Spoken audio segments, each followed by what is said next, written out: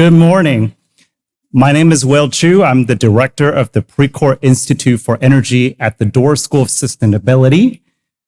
President Yudhoyono, colleagues and friends from all over the world, on behalf of Stanford University, welcome to the Southeast Asia Summit on Prosperity and Sustainability. Wow, I'm humbled to see the Tradle Auditorium filled with hundreds of participants who share the vision on the critical importance of Southeast Asia on global energy, environment, sustainability, and we have representatives from all of ASEAN here today. We are undertaking one of the greatest transitions in history, one towards a sustainable future where human and nature thrive in harmony. Over the past year, I've been traveling the world to understand the meaning of sustainability. And this journey brought us to Indonesia last week, where we were hosted by President Yudhoyono and Coordinating Minister Agus Yudhoyono at their institute. And there we appreciate the urgent need to sustain prosperity, which requires all of us to work toward environmental security, energy security, food security, economic security for everyone. This transition is both global and local. It is heterogeneous and it is contextual.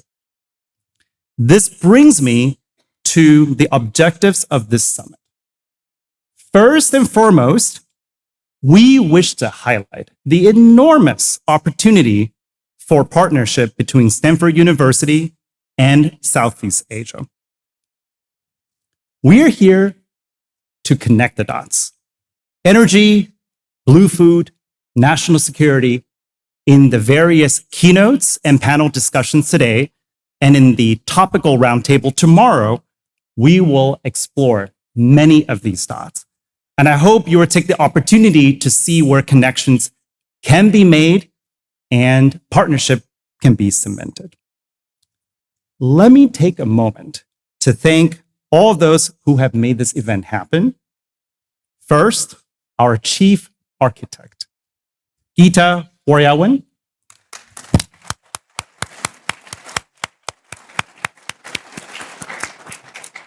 Gita is a distinguished visiting scholar at the Doerr School of Sustainability and was the former Minister of Trade in the Republic of Indonesia during President Yudhoyono's in his cabinet. Let me also thank our brain trust, Professor Sally Benson,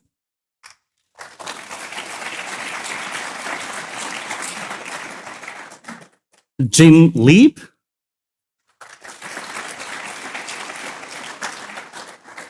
David Cohen, and Tom Heller.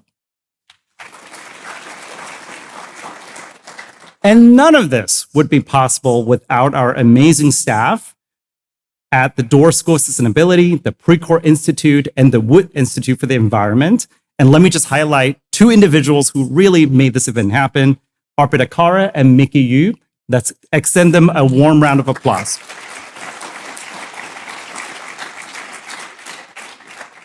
Let me now invite Chris Field, the director of the Woods Institute for the Environment, a co-host of this event, which celebrated its 20th birthday last year. Chris is the professor of Earth System Science and a tireless advocate for climate and the environment, having served as a co-chair of the working group for the IPCC.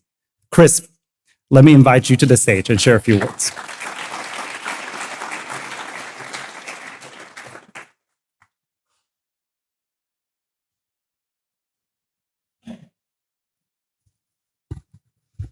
President Yudhoyono, Excellencies, friends, welcome to California and welcome to what I'm sure will be an amazing event. On behalf of the Stanford Woods Institute for the Environment, part of the Stanford Doerr School of Sustainability, it's my privilege to be a co-host and a junior partner in the execution of this event. I want to make it clear that the lift, the horsepower, the enthusiasm, and the drive to make it happen has really come from the Precourt Institute, and especially Will Chueh, who deserves all of our thanks. So join me for a second in just congratulating Will. But for me, there are really three big reasons that this event makes tremendous sense, incredibly timely, and is going to be incredibly rewarding. The first is the recognition that progress across the world, but particularly in Southeast Asia, really depends on the integration of perspectives about energy and the environment. We can't solve the energy problem without solving the environmental crisis. And if we're smart, we can make them work together to achieve way more than could be accomplished with efforts going in isolation. So when we talk about energy security, food security, economic security, they're intimately linked in a way that can't be separated, and where our initiatives today can help identify and amplify the opportunities for taking advantage of the vast energy resources and vast environmental resources that the region offers. The second thing I'm excited about in the context of today's meeting is the fact that we have a chance to connect with neighbors. There's a little body of water that separates California from Southeast Asia, but on so many issues, we're really aligned in terms of trying to find core answers to challenging problems, and are linked by this Pacific-facing paradigm. And the third thing that really makes me excited about the things we can accomplish here is the evidence of deep and robust partnerships that have been nurtured over years, or in many cases decades, and really paying off on a wide variety of outcomes.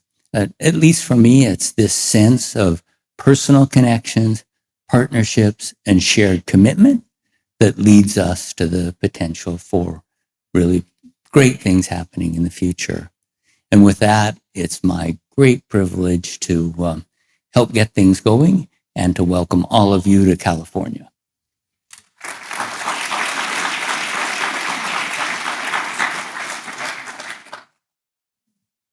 All right.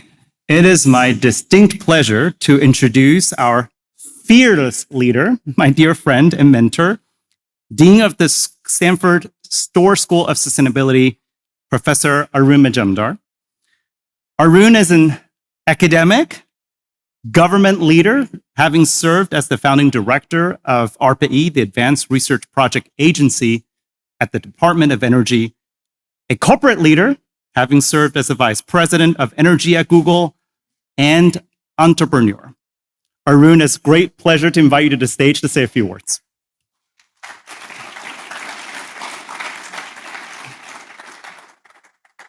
Thank you, Will.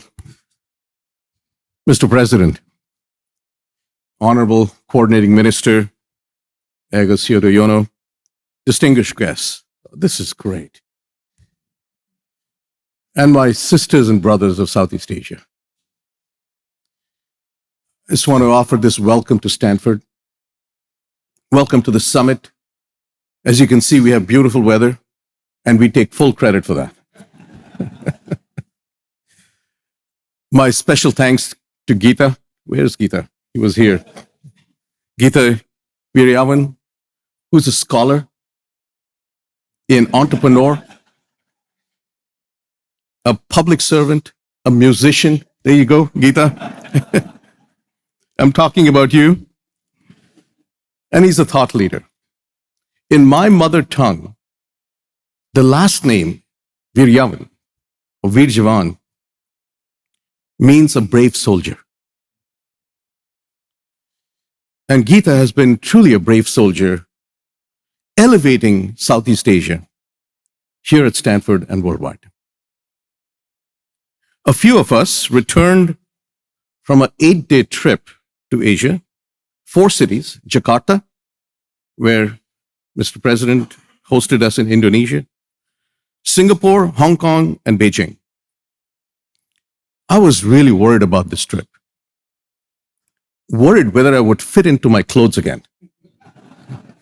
I can tell you, the true Asian tradition that I saw in my mother of feeding you is alive and thriving. And we even threatened our hosts that, if you treat us so well, we may not go back to the United States. But the hospitality and the warm welcome is truly appreciated. This trip also gave us a glimpse of some of the key challenges and opportunities in Southeast Asia. In my understanding, what happens in Southeast Asia matters to all of humanity and the planet. So we are asking the question, how can Stanford collaborate with the people and institutions in Southeast Asia to address key issues related to security, to prosperity, to sustainability, in energy, food, water, biodiversity, ecology, public health, and to address resilience to climate change? Stanford is an educational institution. We are open to people from around the world. We are proud of the culture here of open inquiry and to pursue audacious ideas, to take risks and sometimes fail. It's okay. And yet we come back. That spirit has given birth to and nurtured what we now know as Silicon Valley. It is a culture rooted in the West and the Pacific Rim.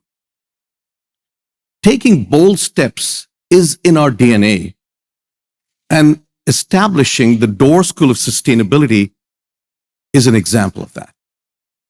It's the first school in 75 years, and we are in the process of reimagining Stanford to address the greatest challenge and opportunity of the 21st century. Historically, if you look at Stanford, our impact has come from fulfilling our core mission. That will stand the test of time. It's enduring. And that is to educate and nurture talented people so that they can reach the full potential through knowledge, which we call education, and then discovering knowledge and nurturing ideas that can serve society, which we call research. While that is all true, one may ask, what is our North Star? Let me go back in history to Jane Stanford, who was the matriarch of Stanford, to her speech of 1903 on the purpose of Stanford. Quote, "The public at large, and not alone the comparatively few students who can attend the university, are the chief and ultimate beneficiaries of the foundation. While the instruction offered must be such as will qualify the students for personal success and direct usefulness in life, they should understand that it is offered in the hope and trust they will become thereby of greatest service to the public." With this in mind, we're in the process of putting together a center for Southeast Asia led by David Cohen within the Doerr School of Sustainability. And the question we're posing is the following: what can we do together? And so we are, through the center, we hope to engage the talent in Southeast Asia and empower them with the knowledge, the critical thinking skills, and the toolbox to make a positive impact in Southeast Asia and the world. Through the center, we also hope to learn about the challenges and opportunities in Southeast Asia and co-develop ideas and solutions to serve communities and the region of Southeast Asia. Why? Because what happens in Southeast Asia matters to all of humanity and the planet. Thank you again for joining us, for traveling all this way from Asia. And I hope this summit is a start. It's a start of a long-lasting friendship and trust that moves the needle both for Southeast Asia and for Stanford. Thank you very much.